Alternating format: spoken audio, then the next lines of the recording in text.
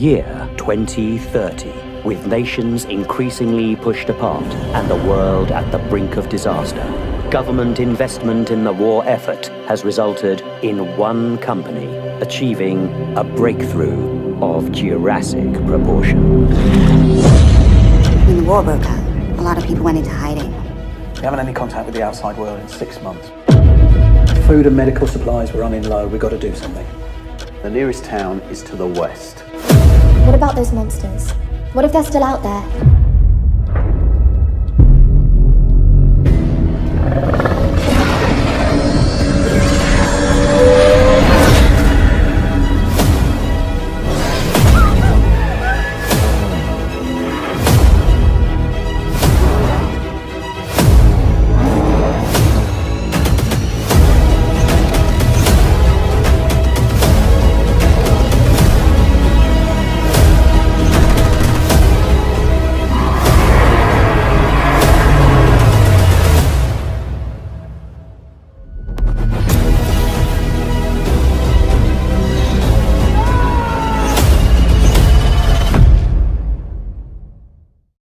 एक समय में हमारी दुनिया में डायनासोर का राज था। वे चलते थे जहां हम चल रहे हैं। इसी हवा में सांसें ली, इसी धरती पर लड़ाइयां लड़ी। इन दैत्याकार बड़े विचित्र डायनासोर ने करीब 14 करोड़ सालों तक इस धरती पर राज किया। इन डायनासोर की कई हजार प्रजातियां थी। इनमें से कुछ शाकाहारी थे, कुछ मांसाहारी। तो कुछ डायनासोर बहुत ही शांत स्वभाव के थे, वहीं कुछ डायनासोर बहुत ही हिंसक और खतरनाक थे। ये उस समय के सबसे सफल जीव थे। लेकिन फिर अचानक ऐसा क्या हुआ? आखिर वह कौन सी घटना थी जिसने इनका नामो निशान ही मिटा दिया? इसे जानने के लिए हमें करोड़ों साल पीछे जाना होगा और डायनासोर्स के उस अंतिम दिन को करीब से देखना होगा। तो आइए चलते हैं आज से 65 मिलियन साल यानी कि 6 करोड़ 50 लाख साल पीछे। आज से करीब 6.5 करोड़ साल पहले धरती पर मौसम सामान्य था। चारों ओर सूरज की रोशनी बिखरी हुई थी। लंबे लंबे पेड़ों से टकराती समुद्र की ठंडी हवाएं और चारों तरफ डायनासोर के चिल्लाने चिंघाड़ने की आवाजें। जब ये सारी डायनासोर प्रजाति बड़े ही आराम से धरती पर अपना जीवन बिता रही थी, तब 10 करोड़ साल पहले ही इनकी किस्मत लिखी जा चुकी थी। 10 करोड़ साल पहले एक छोटा एस्ट्रॉइड का टुकड़ा जो सुदूर अंतरिक्ष से आ रहा था, वह पृथ्वी से लगभग 20 करोड़ मील दूर मंगल और बृहस्पति के बीच बने क्षुद्र ग्रह बेल्ट में घूम रहे एक बड़े एस्ट्रॉइड से जा टकराता है। इस टकराव से उस बड़े एस्ट्रॉइड की दिशा बदल जाती है और वह क्षुद्र ग्रह बेल्ट से निकलकर सीधे पृथ्वी की ओर 22,000 मील प्रति घंटे की रफ्तार से बढ़ने लगता है। जब यह एस्ट्रॉइड पृथ्वी से 3,84,000 किलोमीटर की दूरी पर था, तब धरती से शायद डायनासोर का अंत ना होता यदि यह एस्ट्रॉइड पृथ्वी के उपग्रह चांद से टकराता।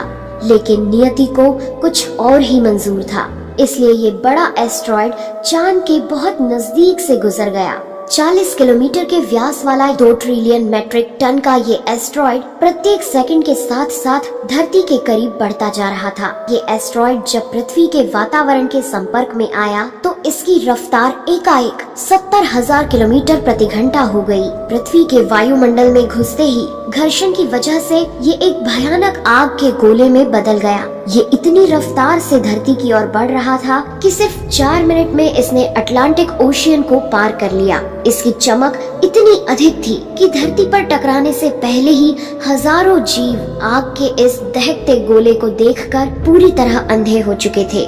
ये जीव उस उल्का को देख नहीं पा रहे थे, लेकिन वह उसकी भयानक गर्मी को महसूस कर रहे थे। कुछ ही क्षण में ये एस्ट्रॉइड मेक्सिको की खाड़ी के पास जमीन से टकराता है और लगभग 35,000 डिग्री सेल्सियस की ऊर्जा वाला एक भयंकर विस्फोट होता है।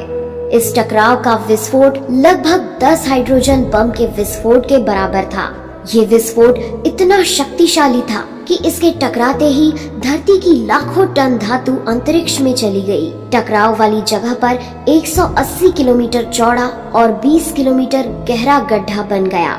विस्फोट के कारण इस गड्ढे का सारा मेटल और पत्थर आसमान में धूल के बड़े बादल में बदल गए। 16 मिनट 40 सेकंड बाद जमीनी टकराव की वजह से धरती के अंदर चारों ओर 11.1 तीव्रता की भूकंपीय तरंगे उठने लगी। इस वजह से समुद्र में विशालकाय लहरों का निर्माण हुआ और एक के बाद एक सुनामी की लहरें चारों तरफ बढ़ने लगी। भूकंपीय तरंगों ने सभी सक्रिय ज्वालामुखियों को दहका दिया, जिसके कारण जगह जगह डायनासोर का विनाश शुरू हो गया। धरती के महाविनाश की प्रक्रिया आरंभ हो चुकी थी। इस भयानक विस्फोट में रेडिएशन की मात्रा इतनी बढ़ गई कि इसके 800 किलोमीटर के दायरे में आने वाले सभी जीव जलकर पूरी तरह राख के ढेर में बदल गए थे। इस महाविनाश में उड़ने वाले डायनासोर इन जमीनी खतरों से तो बच निकले, लेकिन ये तो महाप्रलय की बस शुरुआत मात्र थी। विस्फोट की वजह से जो लाखों टन मेटल, पत्थर और धूल अंतरिक्ष में गया था, वह ग्रेविटेशनल पुल के कारण ठीक 40 मिनट बाद आग के गोले के रूप में पूरी धरती पर बरसने लगे। साथ ही धूल का एक बहुत बड़ा तूफान 6000 किलोमीटर प्रति घंटे की रफ्तार से पृथ्वी के दूसरी तरफ मौत लेकर आ रहा था। ये धूल के बादल कई किलोमीटर मोटे थे, जिसकी वजह से धरती पर सूरज की रोशनी का पहुंच पाना असंभव हो गया। गर्म हवाओं का तापमान 100 डिग्री सेल्सियस से ज्यादा हो जाने के कारण धरती पर पेड़ पौधों की लगभग सारी आबादी जलकर खाक हो गई थी। विस्फोट के 90 मिनट बाद धरती का तापमान 200 डिग्री सेल्सियस तक बढ़ गया। इसकी वजह से जो डायनासोर विस्फोट के इलाके से कोसों मील दूर थे, वे भी इस गर्मी से बच नहीं पाए। इस महाप्रलय से धरती की कुल 90% प्रजाति पूरी तरह खत्म हो गई थी और जो 10% जीव धरती पर बच गए थे, उनमें से भी सिर्फ वही जीव जिंदा रह सके जिनका वजन 30 किलोग्राम से कम था। इसका कारण ये था कि इस महाप्रलय में लाखों की संख्या में जीव मारे जा चुके थे और पेड़ पौधों की सारी आबादी भी जलकर राख हो चुकी थी, जिसके चलते यहाँ जो बड़े और विशालकाय जीव जीवित बच गए थे, उन्हें भरपूर मात्रा में खाना पीना न मिल सका। लेकिन ये महाप्रलय किसी अन्य जीव के लिए फायदेमंद साबित होने वाला था। धरती पर डायनासोर का अंत एक छोटी प्रजाति के लिए सुनहरा अवसर लेकर आया और वह प्रजाति थी मैमल्स की। मैमल्स क्या थे, कैसे बच गए महाप्रलय से, डायनासोर के अंत के बाद इंसान कैसे और कहां से आए, ये जानेंगे हम अगले एपिसोड में। यदि आप चाहते हैं कि हम अगला वीडियो जल्द से जल्द बनाएं, तो इस वीडियो पर 2000 लाइक्स जरूर दीजिए और हमारे चैनल को सब्सक्राइब कर हमारा सपोर्ट जरूर करिए। यदि आप नए हैं तो इस चैनल पर हमारे बाकी वीडियो भी जरूर विजिट करें। साथ ही सब्सक्राइब कर नोटिफिकेशन बेल आइकन को भी जरूर दबाएं। मिलते हैं अगले